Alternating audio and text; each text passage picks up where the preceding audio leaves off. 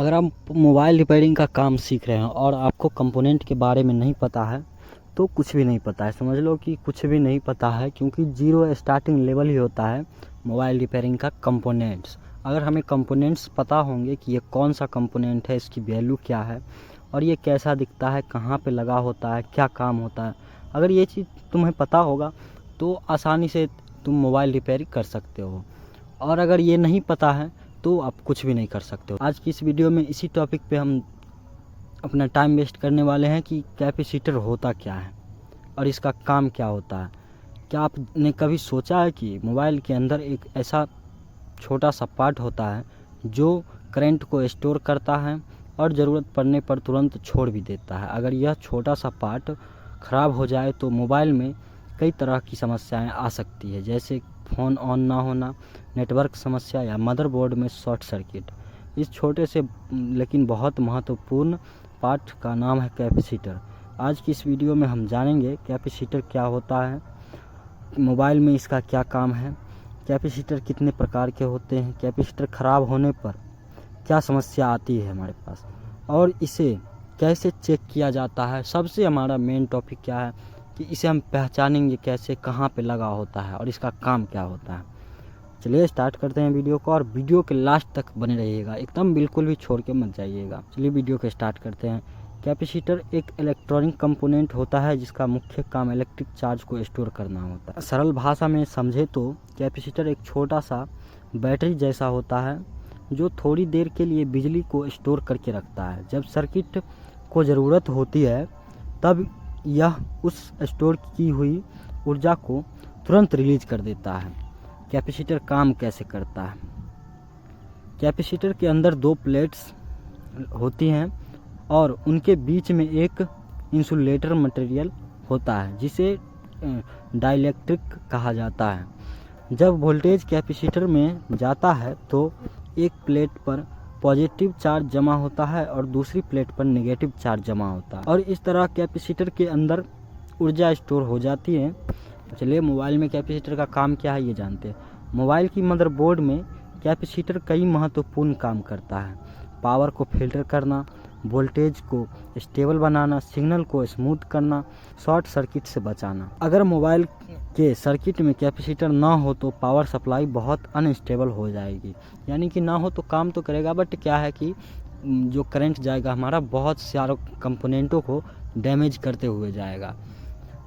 जैसे किसी कंपोनेंट को चाहिए हमें 2 वोल्ट और उसे फेंक के 5 वोल्ट, तो ये क्या होगा, ख़राब ही होगा। अब समझते हैं कैपेसिटर की पहचान कैसे करें। यानी कि जैसे आप लोगों ने कहीं बहुत जगह देखा होगा मदरबोर्ड्स में कि कंपोनेंट्स तो लगे होते हैं लेकिन कौन सा होता है, क्या होता है, कैसा होता है, दिखता कैसा है, उसे पहचानें कैसे। मोबाइल की पीसीबी पर कैपेसिटर को सी से दिखाया जाता है, यानी कि डिनोटिंग लेटर जो होता है कैपेसिटर का उसे सी से संकेत किया जाता है, सी के द्वारा, जैसे सूचित किया जाता है सी से, जैसे C101, C205, C330। यहाँ सी का मतलब कैपेसिटर होता है। मैंने बताया कि यहाँ जो सी होता है वो कैपेसिटर को दर्शाया जाता है, दर्शाने के लिए दिया जाता है। अब समझते हैं कैपेसिटर कितने प्रकार के होते हैं। कैपेसिटर जो होता है वो होता है हमारा मैनुअली दो प्रकार के होता है। कौन कौन सा होता है? तो एक होता है पोलराइज कैपेसिटर और दूसरा होता है नॉन पोलराइज कैपेसिटर। आइए दोनों को बेराबारी से समझते हैं एकदम आसान भाषा में। अब पहले समझते हैं पोलराइज कैपेसिटर क्या होता है। पोलराइज कैपेसिटर सर्किट में फिल्ट्रेशन का काम करता है, इलेक्ट्रिक चार्ज को स्टोर करता है। इसमें प्लस और माइनस पॉइंट होते हैं। अगर सर्किट में इसे उल्टा लगा दिया जाए तो ये ख़राब हो जाएगा, यानी कि इसमें प्लस माइनस का पॉइंट होता है, अगर हम अपोजिट साइड में लगा दें तो ये ख़राब हो जाएगा, कैपेसिटर ही ख़राब हो जाएगा। का जो होता है इसकी पहचान कैसे करें, तो ये होता है ब्राउन सिल्वर लाइन, यानी कि ब्राउन या फिर सिल्वर लाइन आपको दिख जाएगा और येलो या फिर ब्लैक बॉडी आपको दिखेगा, वो समझ आइए कि ये कैपेसिटर है। और वो दर्शाया भी जाता है सी के माध्यम से, डिनोटिंग लेटर के द्वारा, कि ये कैपेसिटर है। अब इसकी चलिए टेस्टिंग समझते हैं कि पोलराइज कैपेसिटर को हम टेस्ट कैसे करेंगे। यानी कि दो टाइप्स के कैपेसिटर हैं तो दोनों का तो अलग अलग होगा।